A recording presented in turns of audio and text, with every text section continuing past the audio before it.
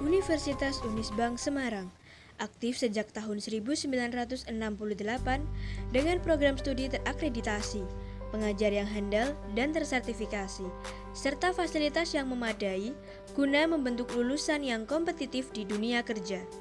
Mahasiswa dibekali pengetahuan, kemampuan, dan keahlian dalam berwirausaha, memimpin dan mengelola usaha, serta mengasah kemampuan minat bakat mahasiswa hingga mendapat akuan keahlian yang tersertifikasi, serta dapat membangun koneksi. Sejarah Universitas Teguh Bank Semarang. Di tahun 1968 berdiri dengan nama Akubang. Hanya ada satu jurusan, yaitu jurusan Keuangan dan Perbankan. Pada tahun 1989, nama Akubang dikembangkan menjadi Stikubang atau Sekolah Tinggi Keuangan dan Perbankan dengan menambah jenjang pendidikan diploma 4. Pada tahun 1994, Stikubang berubah nama menjadi STIMIK.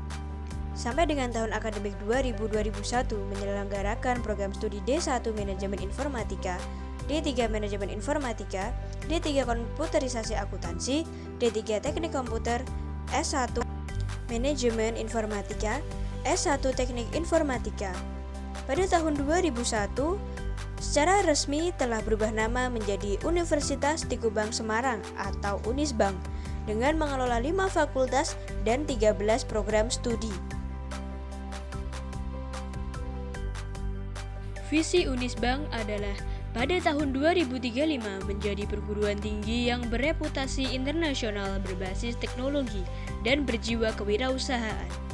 Misi Unisbank mengembangkan organisasi universitas yang transparan dan akuntabel berbasis teknologi informasi dan komunikasi untuk mendukung good university governance, menyelenggarakan pendidikan yang berorientasi pada perkembangan dunia usaha dan industri untuk mendukung lulusan yang mempunyai daya saing global dan berjiwa kewirausahaan, menciptakan suasana akademik yang ramah dan bersahabat guna menghasilkan lulusan yang berkompeten di bidangnya, berbudi pekerti luhur, mau dan mampu bekerja sama, berjiwa kewirausahaan, rajin dan ulet, inovatif, dan mampu bersaing secara lokal, nasional, regional, dan global. Melaksanakan penelitian yang inovatif yang menghasilkan luaran bereputasi internasional dan bernilai ekonomi tinggi. Melaksanakan pengabdian kepada masyarakat yang berkontribusi pada pemecahan masalah-masalah dalam masyarakat. Menjalin kerjasama secara berkelanjutan dengan lembaga pendidikan, lembaga penelitian, pemerintah, dunia usaha, industri, dan institusi yang lain serta masyarakat di tingkat lokal, nasional, regional, dan global. Universitas Teguh Bank memiliki 2 gedung perkuliahan, yaitu yang berada di Kampus Mugas di Jalan Trilomba Juang nomor 1 Semarang dan Kampus 2 yaitu di Kampus Kendeng, Jalan Kendeng 5 Bendan Ngisor, Semarang. Universitas Teguh Bank Semarang memiliki beberapa macam fakultas yang berisi beberapa prodi. Yang pertama, Fakultas Ekonomika dan Bisnis berisi prodi S1 Akuntansi, S1 Manajemen, dan D3 Keuangan Perbankan. Lalu, Fakultas Teknologi Informasi berisi prodi S1 Sistem Informasi, S1 Teknik Informatika, dan D3 Manajemen Informatika. Selanjutnya ada Fakultas Bahasa dan Ilmu Budaya, S1 Bahasa Sastra Inggris, S1 Bahasa Inggris. Selanjutnya ada Fakultas Hukum berisi prodi S1 Ilmu Hukum. Lalu ada Fakultas Teknik berisi prodi S1 Teknik Industri. Lalu ada Fakultas Pariwisata berisi prodi D3 Perhotelan. Lalu ada program Pasca Sarjana dan program pendidikan profesi akuntansi. Saya adalah mahasiswa Fakultas Ekonomika dan Bisnis, yang di dalamnya berisi 4 prodi. Yang pertama, program studi S2 Manajemen, 2. Program studi S1 Manajemen, 3. Program studi S1 Akuntansi, 4. Pendidikan profesi akuntansi, yang dilengkapi oleh fasilitas. Yang pertama, Bank Mini atau Lab Perbankan, 2. Perpustakaan, 3. BI Corner, 4. Laboratorium Komputer. Let's join FEB Unisbank.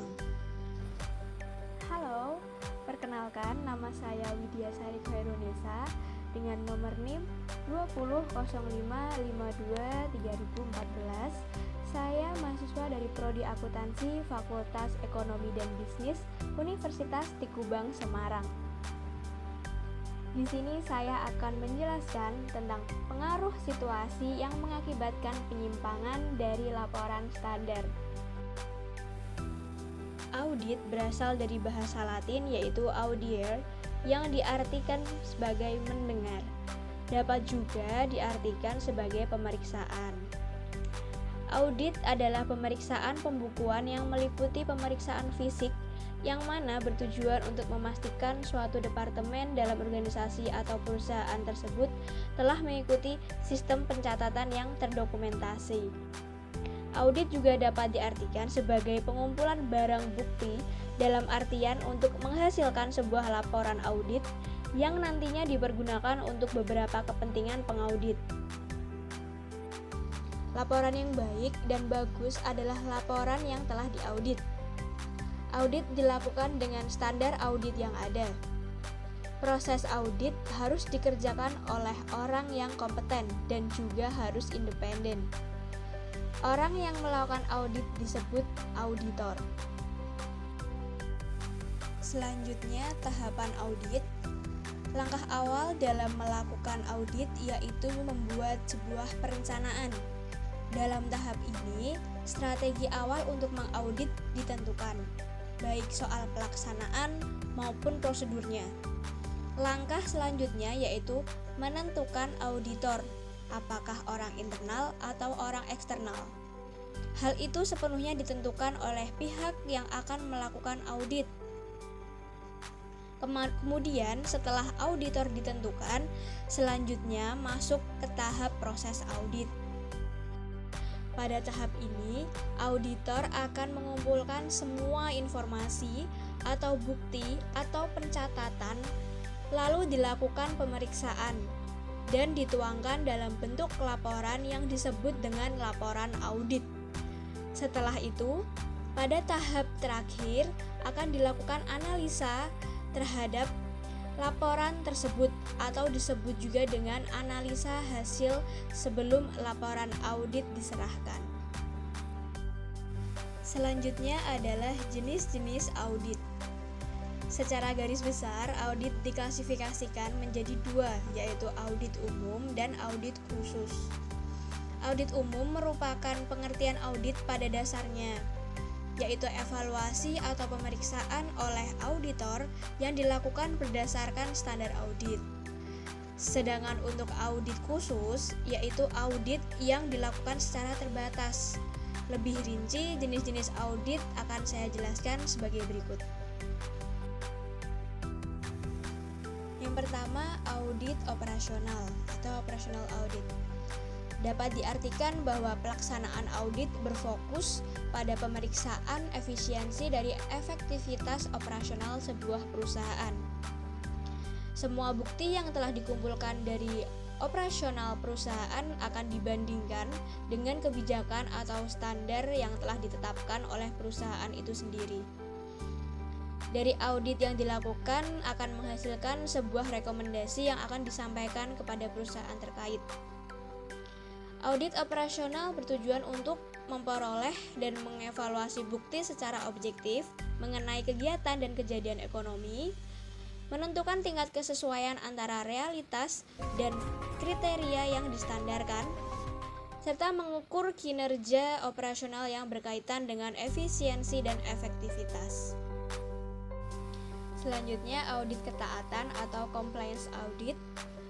Audit kepatuhan atau ketaatan umumnya dilakukan dan ditujukan kepada otoritas yang menerbitkan kriteria yang meliputi ringkasan temuan dan ketaatan terhadap aturan dan ketentuan yang berlaku.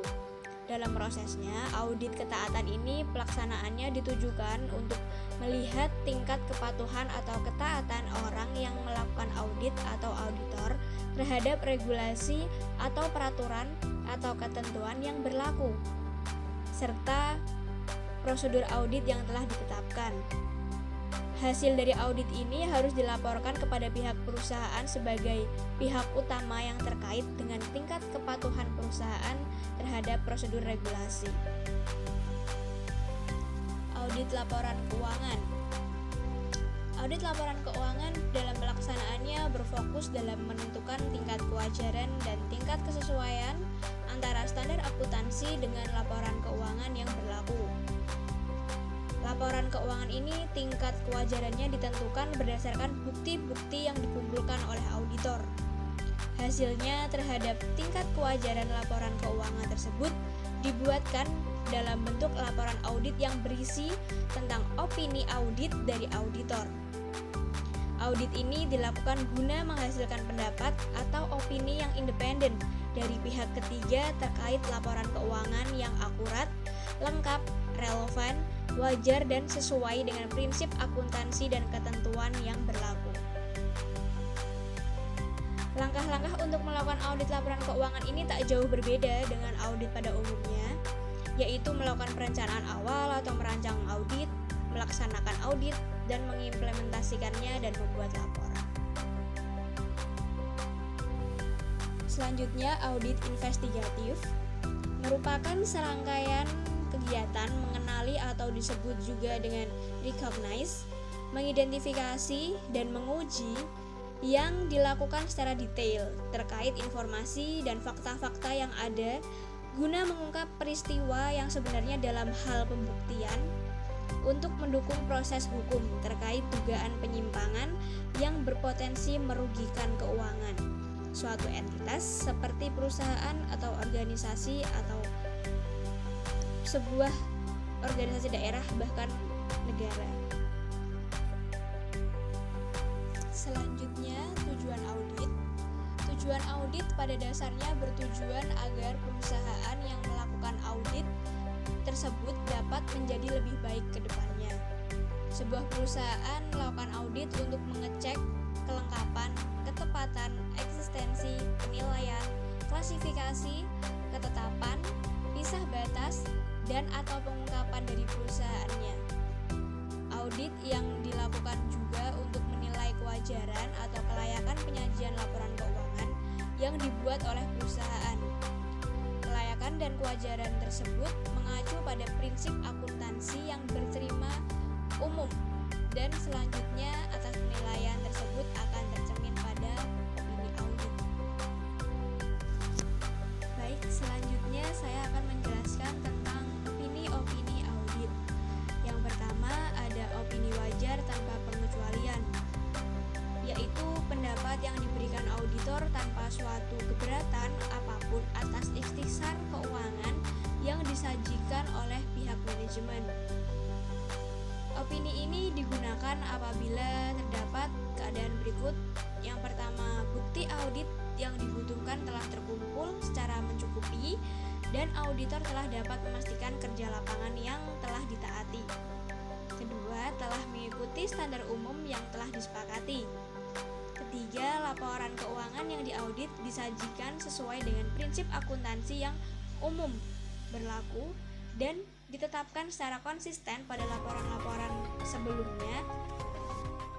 Penjelasan yang mencukupi telah disertakan pada catatan kaki dan bagian-bagian lain dari laporan keuangan. Yang terakhir, tidak terdapat ketidakpastian yang cukup berarti atau material mengenai perkembangan di masa yang mendatang yang tidak dapat diperkirakan sebelumnya atau dipecahkan secara memuaskan. Selanjutnya ada opini wajar dengan pengecualian. Pendapat ini adalah pendapat yang diberikan oleh auditor dengan keberatan tertentu atas salah satu perkiraan yang tercatat pada laporan keuangan. Akan tetapi, keberatan tersebut tidak mempengaruhi secara material atas ikhtisar keuangan yang telah disajikan pihak manajemen. Adapun hal-hal yang mempengaruhi munculnya opini wajar dengan pengecualian adalah tidak adanya bukti yang kompeten yang mencukup atau adanya pembatasan lingkup audit yang material tetapi tidak mempengaruhi laporan keuangan secara keseluruhan. Yang kedua, auditor yakin bahwa laporan keuangan berisi penyimpangan dari prinsip akuntansi akuntansi yang berlaku umum yang berdampak material tetapi tidak mempengaruhi laporan keuangan secara keseluruhan. Penyimpangan tersebut dapat berupa pengungkapan yang tidak memadai maupun perubahan dalam prinsip akuntansi.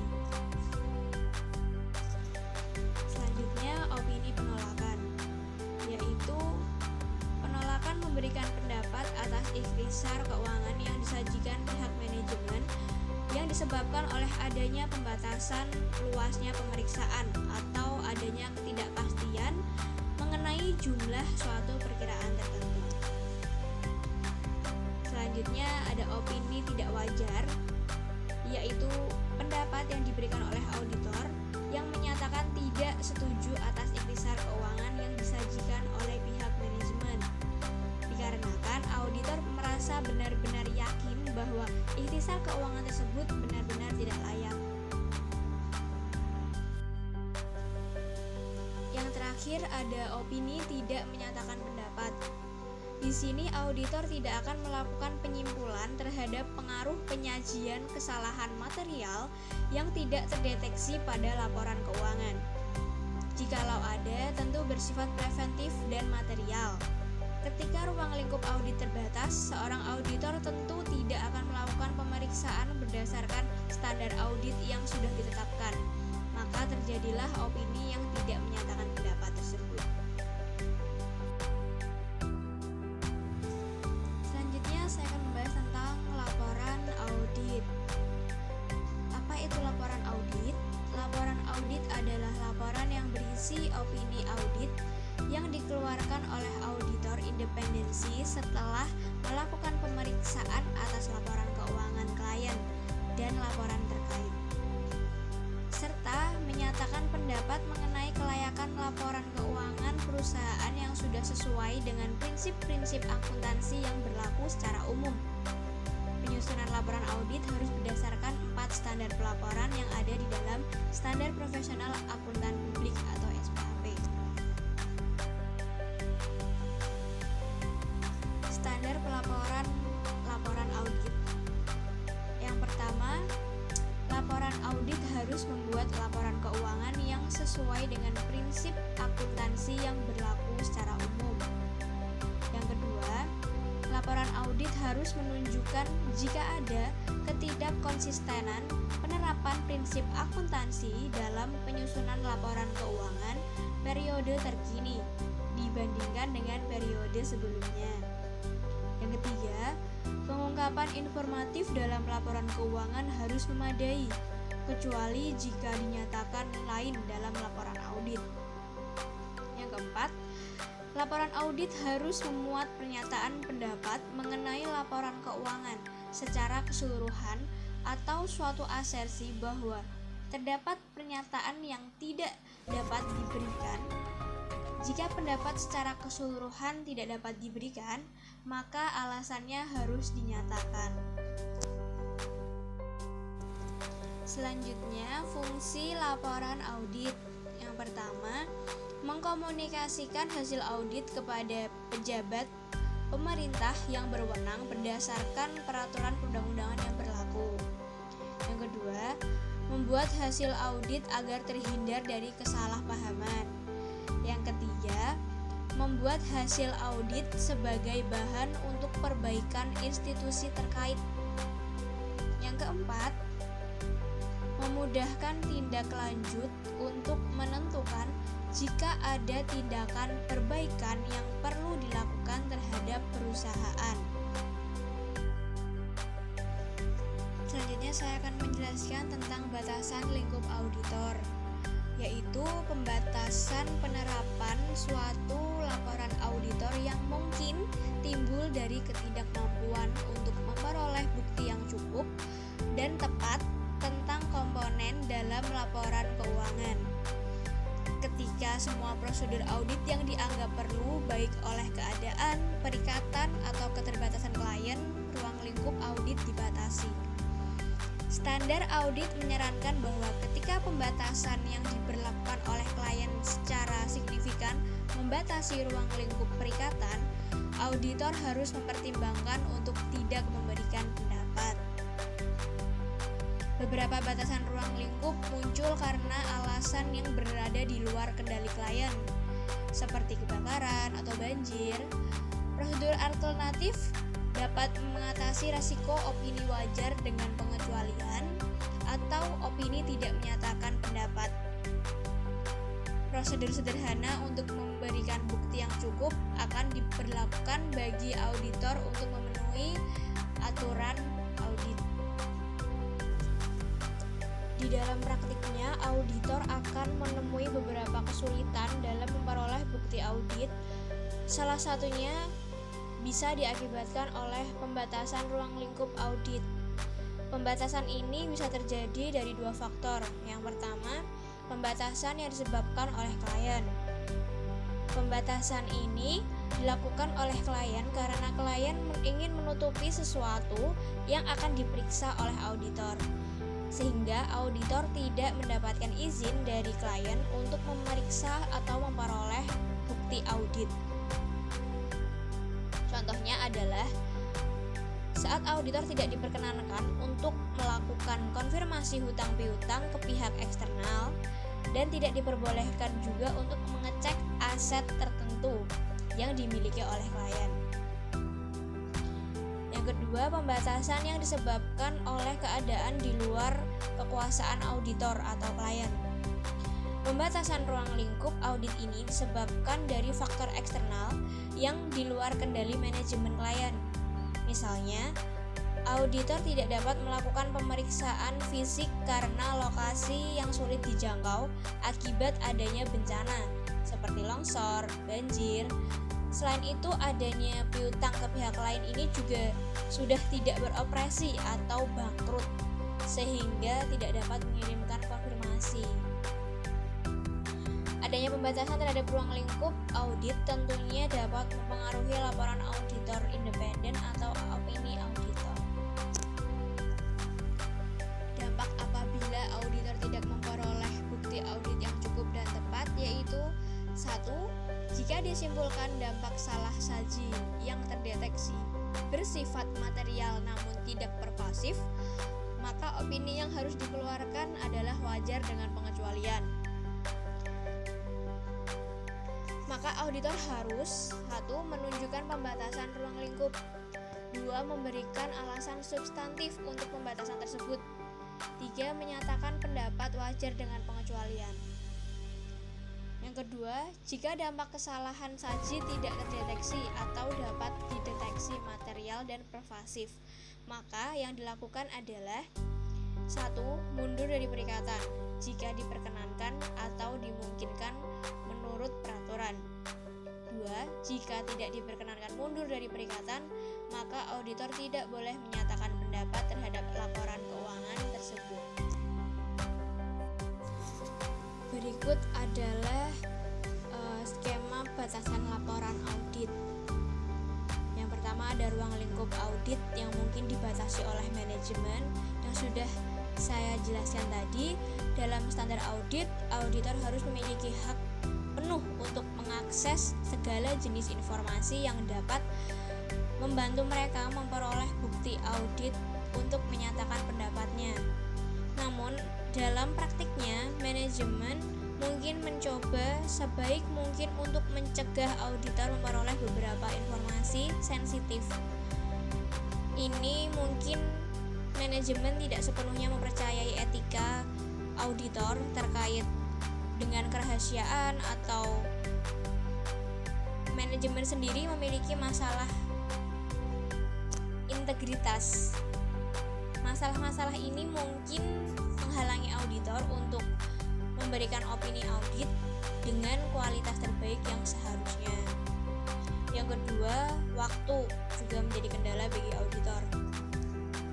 Dalam praktiknya, auditor biasanya menghadapi kendala waktu yang tidak memberikan mereka cukup waktu untuk melakukan pengujian sebagaimana mestinya.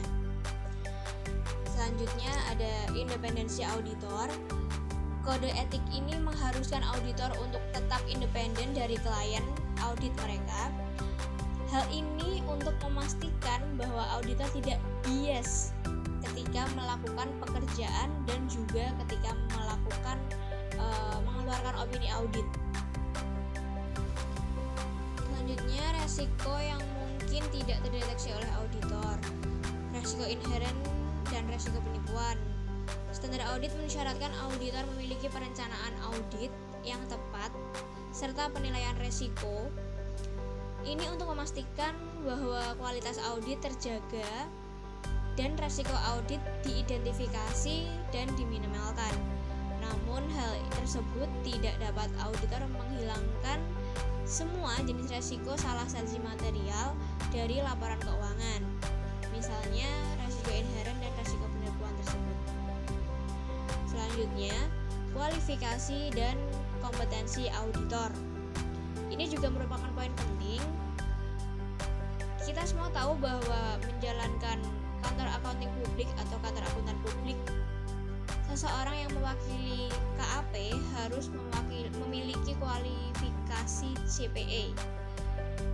Tapi masalahnya karena persaingan dan karena jumlah pekerjaan, kualitas laporan audit mungkin bermasalah. Selanjutnya adalah laporan tidak sesuai dengan GAAP atau Generally Accepted Accounting Principle atau prinsip akuntansi yang berlaku umum.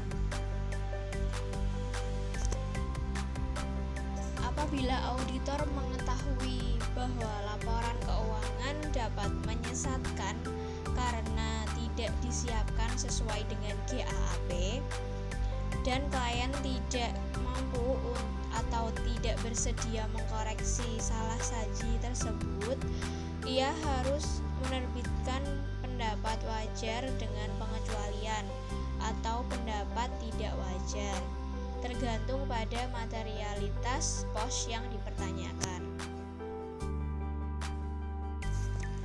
Selanjutnya saya akan menjelaskan tentang pendapat wajar tanpa pengecualian. Menentukan apakah ada kondisi yang memerlukan penyimpangan dari laporan wajar tanpa pengecualian. Para auditor mengidentifikasi kondisi tersebut saat mereka melaksanakan audit dan mencantumkan informasi tentang kondisi tersebut dalam file audit sebagai bahan diskusi guna pelaporan audit. Jika kondisi-kondisi tersebut tidak ada, yang terjadi pada sebagian besar penugasan audit akan menerbitkan laporan wajar tanpa pengecualian standar yang berisi 1. Paragraf pendahuluan dan ruang lingkup standar. 2. Paragraf penjelasan tentang situasi penggunaan prinsip alternatif dapat dibenarkan. 3. Suatu pendapat wajar tanpa pengecualian dalam paragraf pendapat standar. Selanjutnya, pendapat wajar dengan pengecualian. Apabila pendapat wajar dengan pengecualian diterbitkan, auditor harus 1. Mengungkapkan dalam paragraf penjelas sebelum paragraf pendapat alasan substantif atas pendapat tersebut. Mengungkapkan dalam paragraf penjelas pengaruh utama dari hal pokok yang menjadi pengecualian terhadap posisi keuangan, hasil operasi, arus kas, jika dapat diterapkan. Jika tidak dapat diterapkan, maka laporan juga harus dinyatakan demikian. Yang terakhir, memberikan pendapat wajar dengan pengecualian dalam paragraf pendapat. Lalu, pendapat tidak wajar. Paragraf penjelasan harus menunjukkan alasan substantif pemberian pendapat tidak wajar dan pengaruh utama dari hal yang menjadi pokok utama dari hal yang menjadi pokok pendapat tidak wajar. 2. Paragraf pendapat harus menyatakan bahwa karena hal-hal yang diuraikan dalam paragraf penjelasan, maka laporan keuangan tidak menyajikannya secara wajar. Ketiga, ada pembatasan ruang lingkup lainnya atau ketidaksesuaian dengan GAAP yang juga harus dijelaskan dalam paragraf penjelasan terpisah.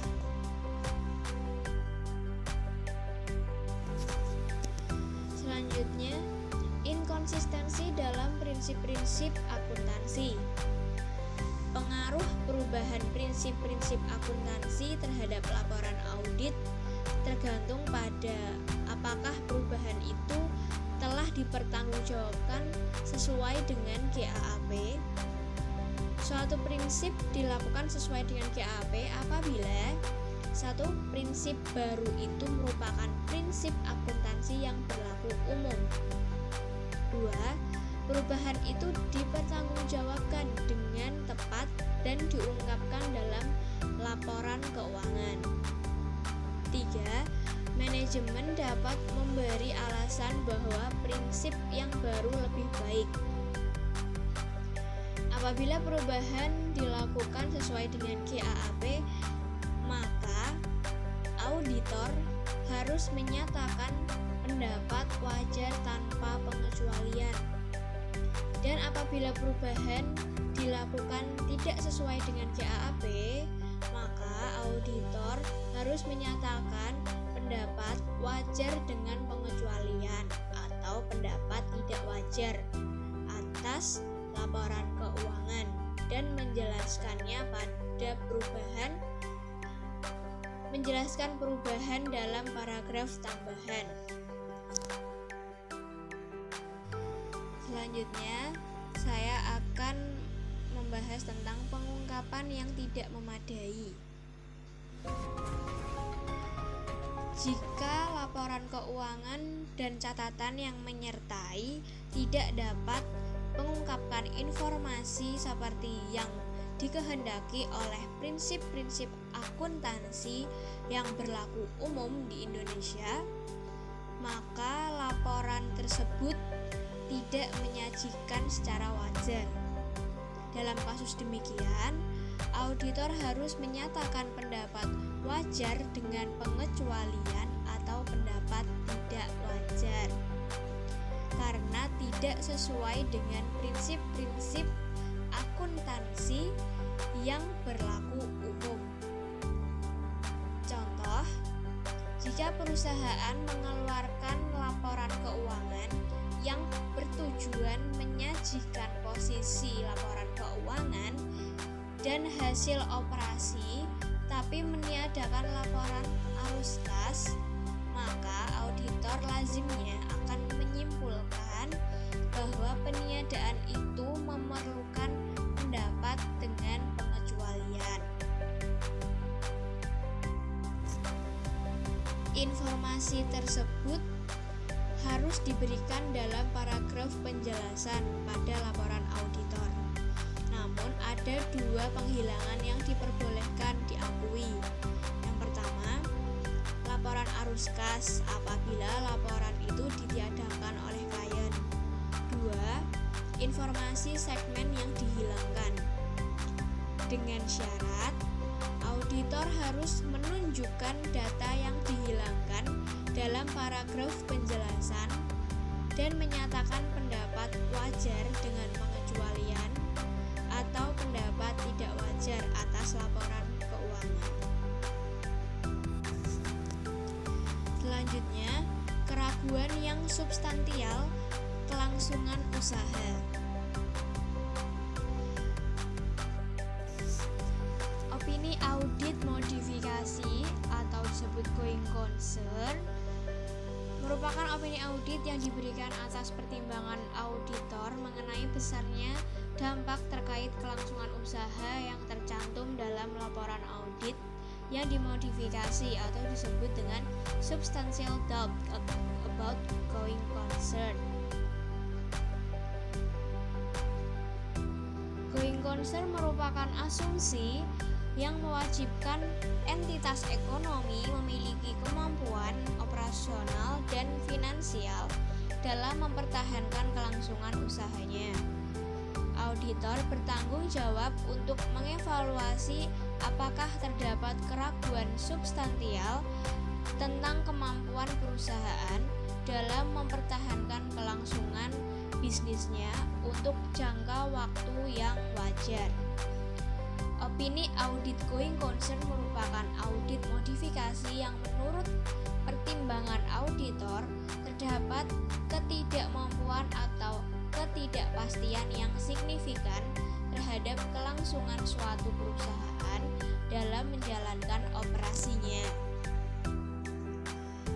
Auditor dapat memberikan opini going concern jika menemukan kondisi atau kejadian selama proses audit yang menimbulkan keraguan auditor terhadap keberlanjutan suatu perusahaan.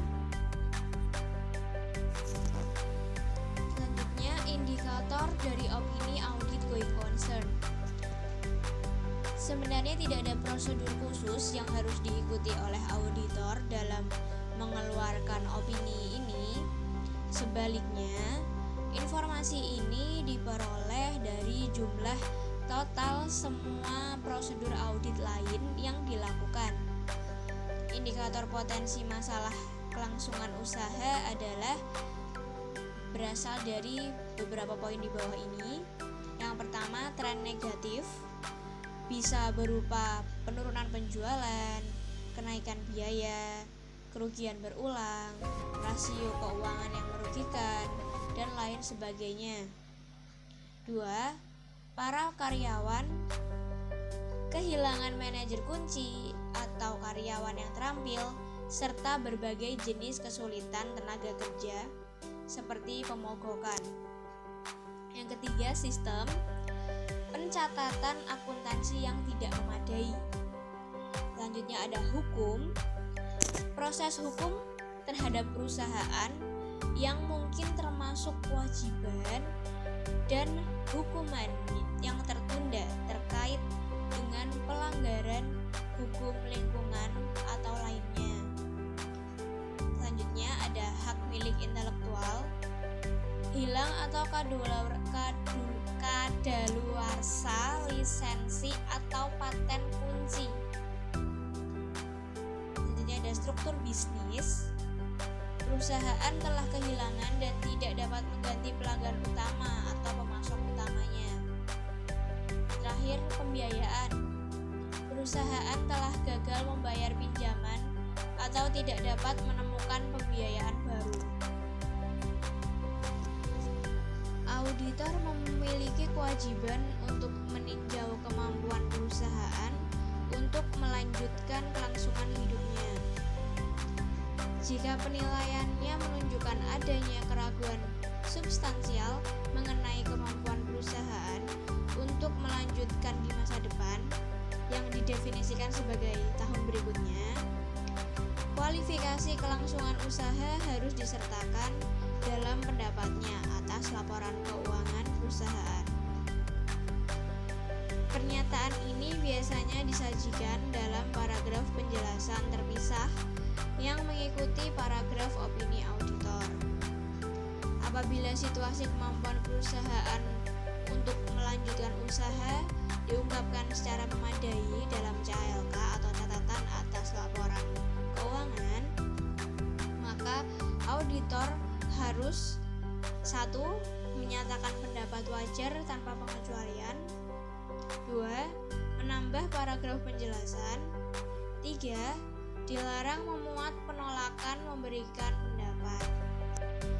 Apabila auditor menyimpulkan bahwa pengungkapan klien tidak memadai, maka laporan itu menyajikan tidak wajar. Maka auditor harus 1. Menyatakan pendapat wajar dengan pengecualian atau pendapat tidak wajar karena ketidaksesuaian dengan GAAP. Yang berisi 1. Laporan harus berisi paragraf penjelasan. Yang kedua, pengungkapan yang diperlukan untuk kewajaran penyajian tersebut juga harus dibuat.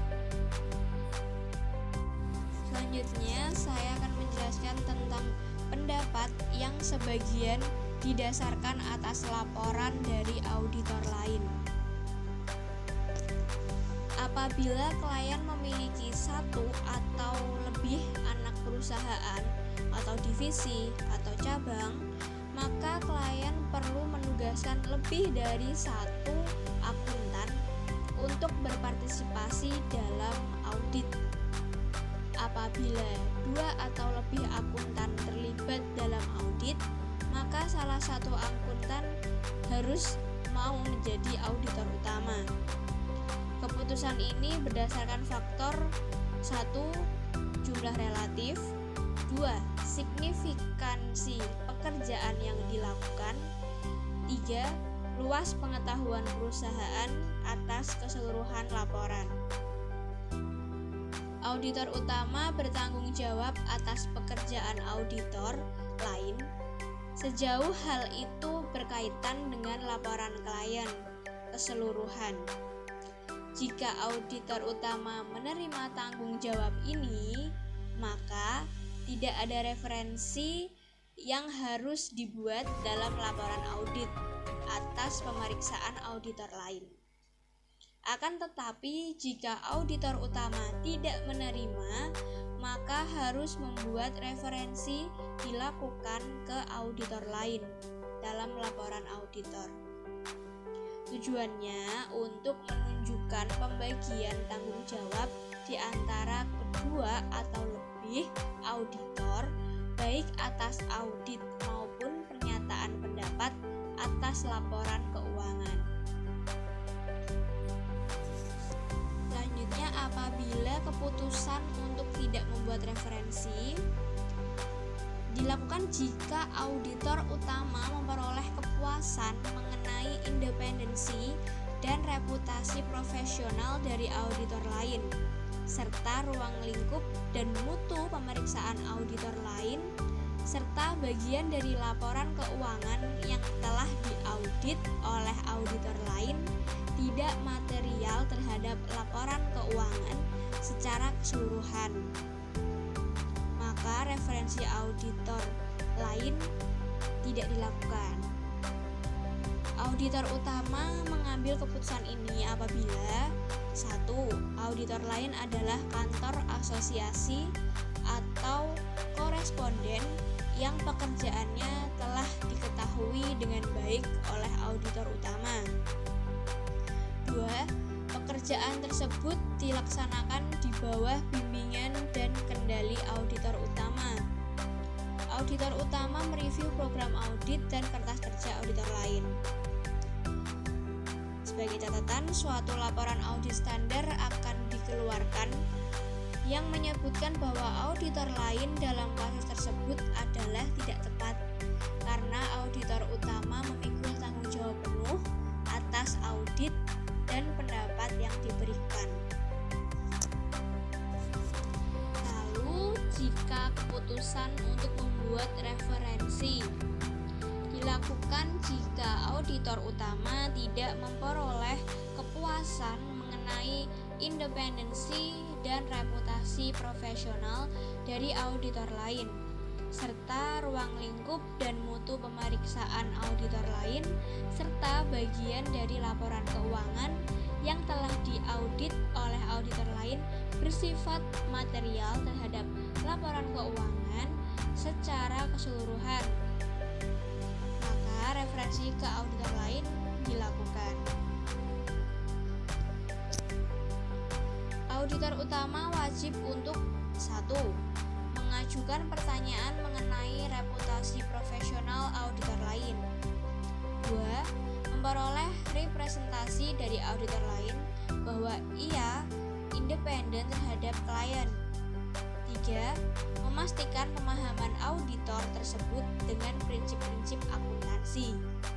Sebagai catatan, suatu laporan audit standar akan dikeluarkan yang menyebutkan bahwa auditor lain dalam kasus tersebut adalah tidak tepat karena auditor utama memikul tanggung jawab penuh atas audit dan pendapat yang diberikan. Apabila auditor memutuskan untuk membuat referensi ke auditor lain, maka laporan itu harus menunjukkan pembagian tanggung jawab yang ada di antara para auditor. Ini dicapai dengan perubahan berikut dalam laporan. 1. Dalam paragraf pendahuluan, besarnya bagian laporan keuangan yang diaudit oleh auditor lain harus ditunjukkan. 2. Dalam paragraf ruang lingkup, laporan auditor lain harus dimasukkan dalam sumber dasar yang memadai bagi auditor untuk memberikan pendapat. 3. Dalam paragraf pendapat, referensi harus dibuat pada laporan auditor lain. Bentuk laporan ini jangan dianggap lebih rendah dibandingkan laporan yang di dalamnya tidak ada referensi ke auditor lain. Sekiranya demikian yang bisa saya sampaikan. Semoga apa yang saya sampaikan bisa bermanfaat untuk semua pendengar. Tak ada batasan dalam hidup kecuali yang kau buat sendiri, dari Les Brown. Jangan tunda pekerjaanmu sampai besok, sementara kau bisa mengerjakannya hari ini. Dari Benjamin Franklin, saya Widya Sari, terima kasih.